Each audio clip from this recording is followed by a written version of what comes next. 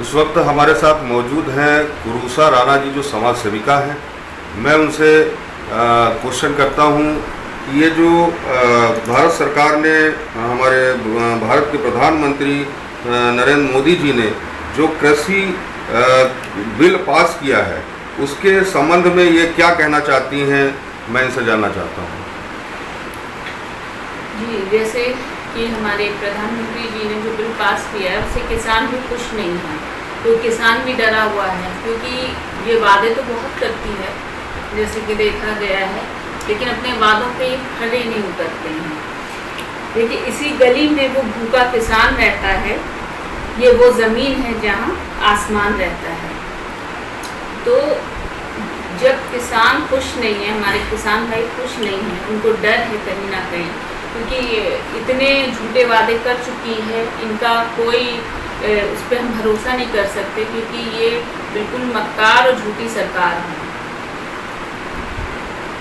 जिस तरीके से मोदी जी ने ये कहा है कि 2014 से लेकर के और 2019 तक जो गेहूं का दाम था वो 1400 रुपये प्रति कुंटल था, लेकिन 2020-21 में इन्होंने बढ़ा करके 37% बढ़ाया है, 1925 रुपये हो गया है। तो क्या किसान को, आपको क्या लगता है कि किसान को इसमें किसी प्रकार का नुकसान है? क्योंकि नुकसान है कहीं ना कहीं, तो जब भी तो डर रहा है। और जिस तरह से अभी जो इन पे आपके संबित पात्रा ने भी बोला, इनको नक्सल से मिलाया जा रहा है किसान भाइयों को, और कंगना रनावत है, उन्होंने शायद उनको आतंकवादी कहा है। तो ऐसे लोग जो गरीब हैं और जो किसान हैं, जिनके वजह से हम लोगों को रोजी रोटी मिलती है, घरों में पहुंचती है, उनको आप नक्सल से मिला रहे हैं, उनको आतंकवादी आप कह रहे हैं। तो पहली बात तो जो कह रहे हैं वही कहीं ना कहीं नक्सल और आतंकवादी उनकी सोच है जो कह रहे हैं, चाहे वो संबित पात्रा हो, चाहे वो कंगना रनावत हो, या जो भी ऐसे लोग हैं। जहाँ तक सवाल है कि किसानों का नुकसान की बात आप कर रही हैं, उस तरीके से देखा जाए तो जैसे यहाँ पे जो है 93,000 करोड़ रुपए की राशि किसानों के खातों में गई है। ये भारत सरकार ने जिस तरीके से कहा है, नरेंद्र सिंह तोमर जी ने ये बात कही है कि जो किसानों के खातों में रुपया गया है या जो इसकी कीमत बढ़ाई गई है, तो इससे आपको कहाँ लग रहा है कि किस तरीके का नुकसान हो रहा है किसानों को?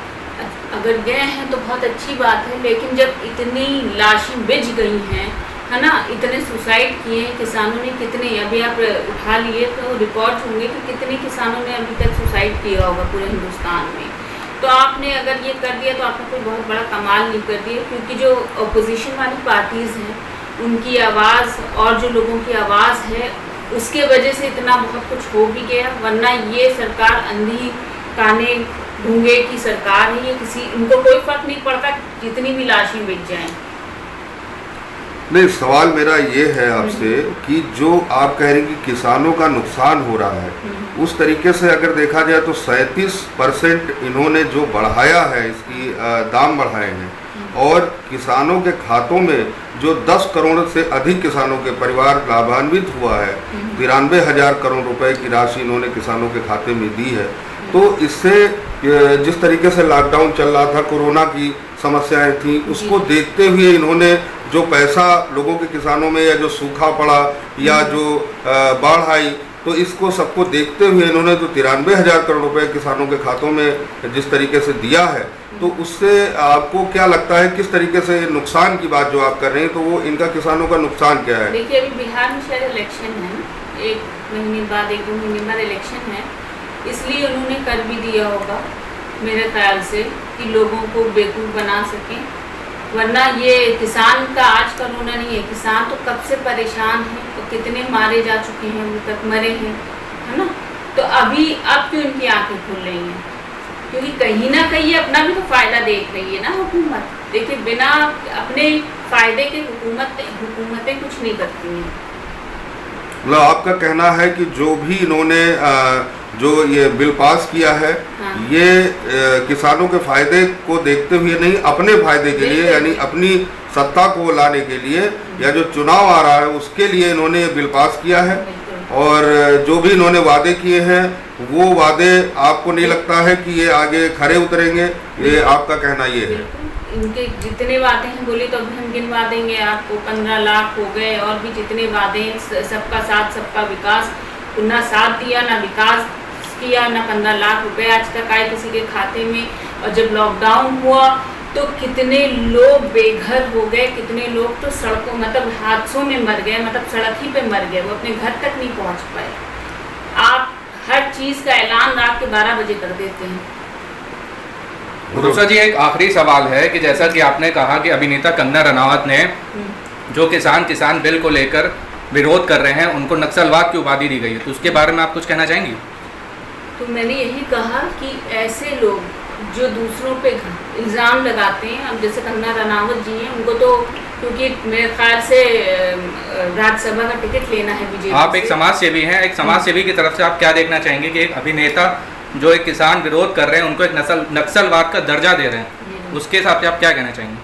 देखिए, जहाँ तक कंगना रनावत की बात है तो वो उनकी अम्मी जो है, मतलब मदर तो बीजेपी ज्वाइन ही कर ली है उन्होंने, ये भी चाह रही होंगी कि राज्यसभा का हमको टिकट मिल जाए बीजेपी से, इसलिए ये इस टाइप की घटिया बातें। तो आपका कहना ये है कि आने वाले समय में कंगना रनावत बीजेपी ज्वाइन करना चाहिए? बिल्कुल बेशक, जिस तरह से ये बोल रही हैं, इतना ज़्यादा गलत बातें बयानबाजी ये कर रही हैं, उस तरफ से साफ लग रहा है। और दूसरी बात, ये इनकी सोच है, जो लोग इस तरह की भाषा यूज़ कर रहे हैं, जो किसान भाइयों को बोल रही हैं ये नक्सलवादी आतंकवादी, तो ये है आतंकवादी, इनकी सोच है आतंकवादी। ऐसे लोगों को हम कहेंगे इनकी सोच है आतंकवादी और नक्सलवादी। समाज सेवी होने के नाते आप किसानों को क्या कहना चाहेंगे इस बिल को लेकर? देखिए, किसान भाइयों से हम यही पहले कहेंगे कि हम लोग उनके साथ हैं, उनको परेशान होने की ज़रूरत नहीं है। देखिए, हर अंधेरे के बाद एक सवेरा होता है, और आज नहीं तो कल उनके साथ सब अच्छा ही होगा। और रही इस हुकूमत की बात, तो ये हुकूमत से डरने की बात नहीं है। ये हुकूमत जो है तानाशाही वाली हुकूमत है, लेकिन जो किसान हैं, जिन्होंने अपना घर मतलब लोगों को खोया है, अपने घर वालों को खोया है, उसकी वो तो हम भरपाई नहीं कर सकते, लेकिन ये है कोशिश यही रहेगी कि जो भी हो सकेगा हमसे तो हम उनके साथ खड़े रहें।